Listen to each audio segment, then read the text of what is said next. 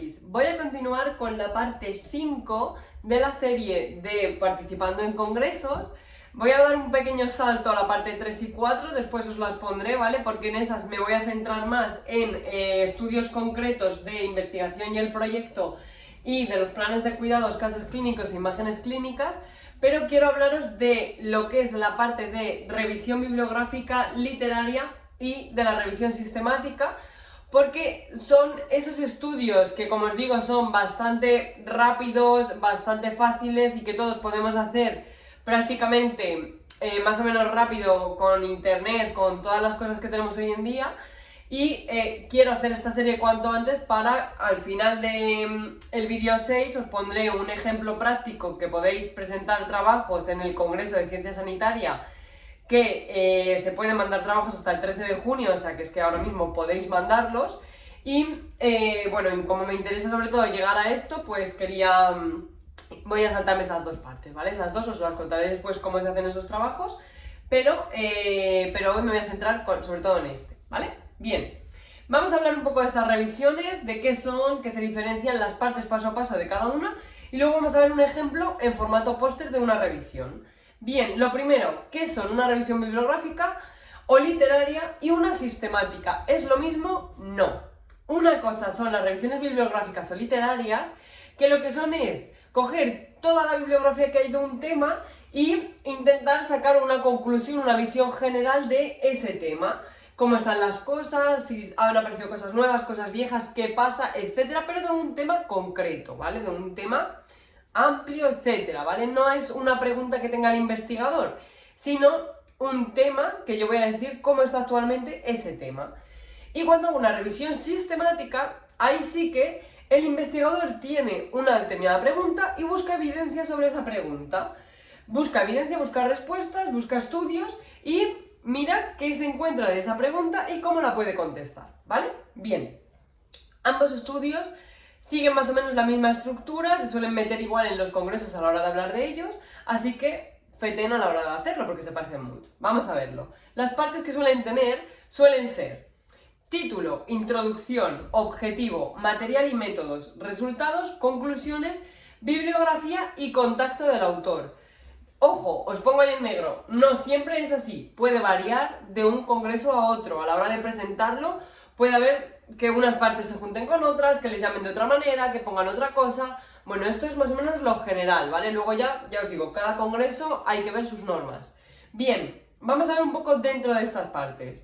Título, introducción y objetivos. Vamos a encontrarnos congresos en los cuales las tres partes puedan ir juntas, o introducción pueda ir con el objetivo dentro de la introducción. Tres partes separadas, hay distintas maneras, ¿vale? Yo os lo voy a explicar como tres cosas separadas.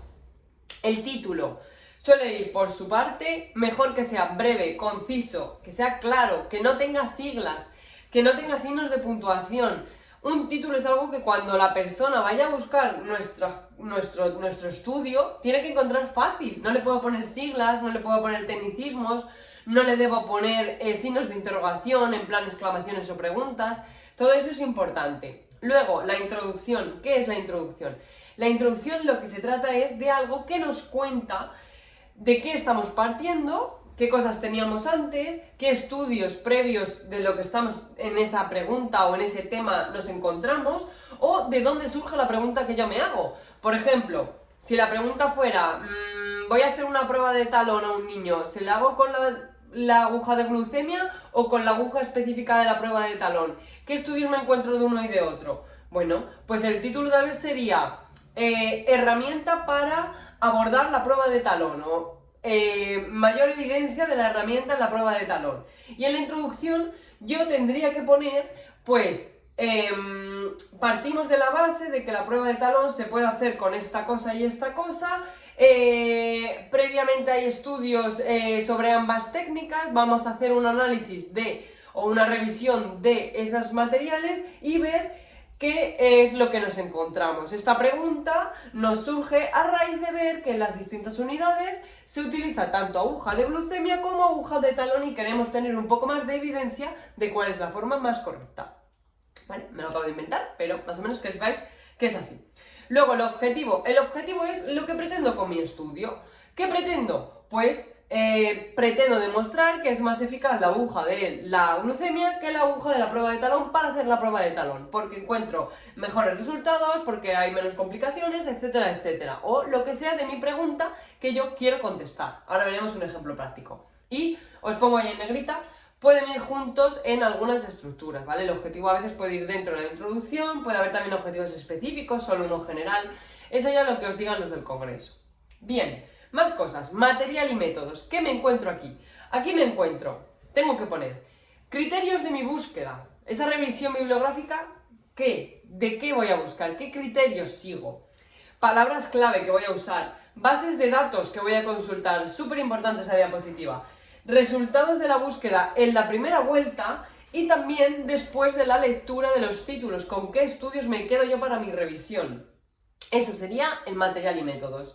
Bien, ahora, la búsqueda, cosas de la búsqueda, criterios de la búsqueda, ¿qué puedo poner ahí? Puedo poner los años en los que he cogido, por ejemplo, revisión bibliográfica de lo que está publicado sobre esta botella de agua entre 2010 y 2020. Y idiomas, los estudios que voy a mirar son todo lo que aparezca en español, en inglés y en alemán, por ejemplo. Normalmente se usa español e inglés. Bien, luego palabras clave. Pues las palabras que he buscado las puedo sacar del título, las puedo sacar de cosas que tengan que ver, etc. Por ejemplo, si os hablo de botellas de agua, puedo poner water bottle, agua, botella, botella de agua, etc. ¿Vale? Todas esas cosas que estén relacionadas. Bases de datos consultadas las vamos a ver en otra diapositiva. Y los resultados de la búsqueda. Pongo simplemente primera vuelta, cantidad de títulos que he encontrado.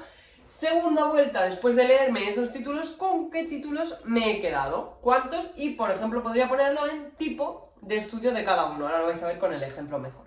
Bases de datos, donde buscar. Muy importante esta diapositiva. Yo suelo buscar bases nacionales. Utilizo el IME, Enfispo, IBEX, MEDES y Cuiden. Internacionales importantes, Medline, PubMed, Embase, CINAHL, LILACS, WOS, Scopus y Latindex. Y luego, para revisiones sistemáticas, si quiero partir de otras revisiones sistemáticas que se hayan hecho antes, utilizo la Cochrane.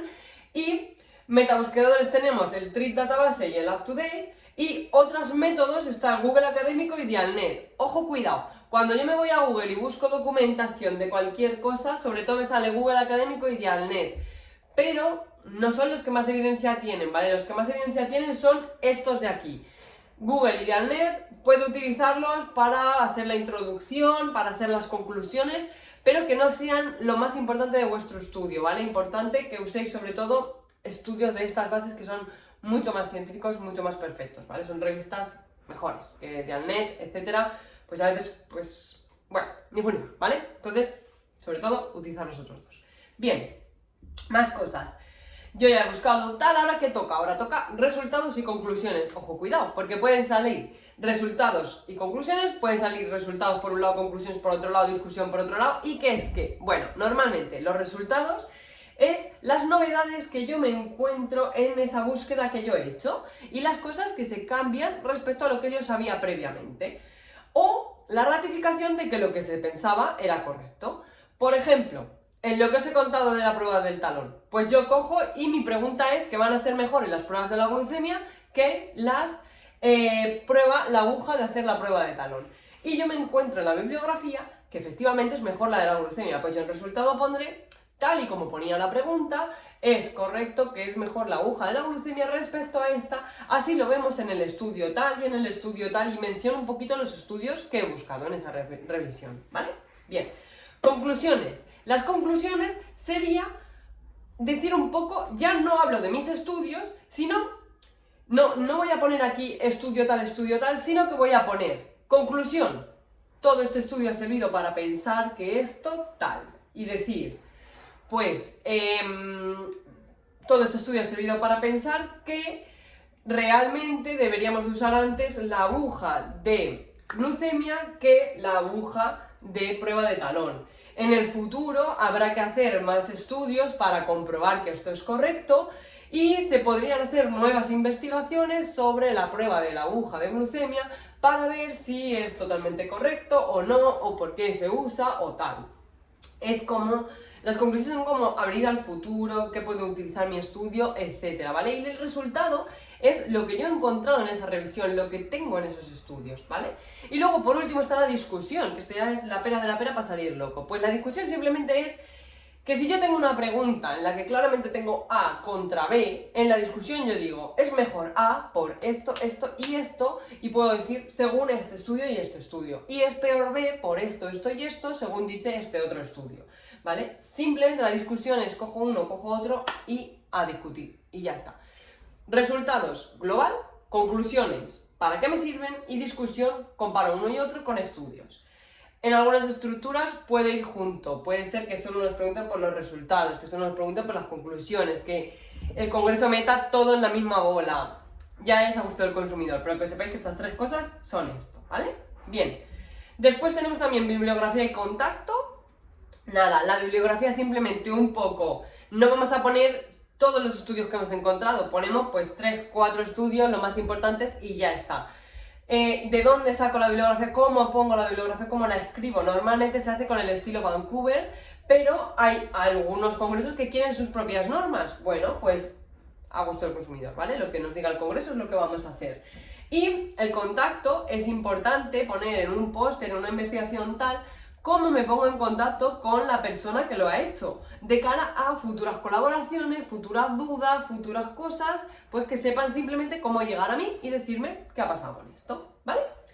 Puede ser que no aparezca ninguna de las dos cosas en los congresos, no preocuparse. Bien, aquí os traigo un ejemplo de un póster, ¿vale? Este póster lo hice yo cuando era recién Alcázar de San Juan y bueno, pues aquí os lo dejo para que veáis un poco cómo sería puesto, ¿vale? Ahora en el siguiente vídeo os voy a explicar cómo son los póster, qué tipos de póster tenemos y tal, pero aquí quería para que lo veáis ya montado con todas las partes. Veis que aquí tenemos el título, aquí aparece el autor, una referencia a dónde es ese autor, ¿vale? Categoría, sitio, hospital, etcétera.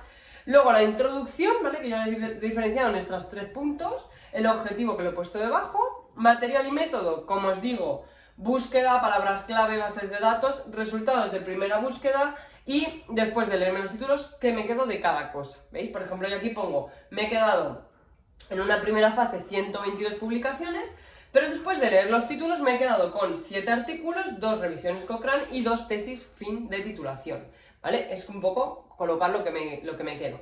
Pero luego realmente yo ahí hago mis resultados y pongo unas cosas que me he encontrado que me parecen importantes y unas conclusiones. Y en las conclusiones digo, pues tengo 11 publicaciones que tienen que ver con esto, hace falta seguir investigando, hace falta tal, es como una visión futurística. Y abajo yo he puesto aquí mi contacto, ¿vale? Para que puedan ponerse en contacto conmigo por si necesitan cualquier duda, cualquier cosa de esto. Y aquí la bibliografía. ¿Yo cuántas bibliografías he puesto? ¿He puesto 7 y 2, 9 y 2, 11, los 11 títulos que tengo? No. Solo he puesto 5 de bibliografía, los 5 más importantes y ya está. Podría haber puesto 3, podría haber puesto 2, podría haber puesto 10, puedo poner lo que me dé la gana, a menos que el congreso me diga cuántos tengo que poner. Pero lo que os quiero decir es que no podéis hacer una pedazo de bibliografía de las 15 referencias y que luego el título se os queda ahí escuchimizado. Eso no debemos hacerlo, ¿vale? Bien, hasta aquí llegaría el vídeo de la parte número 5 de cómo hacer las revisiones. Enseguida os pongo la 6 de los póster para que veáis cómo van a ir los póster a los congresos.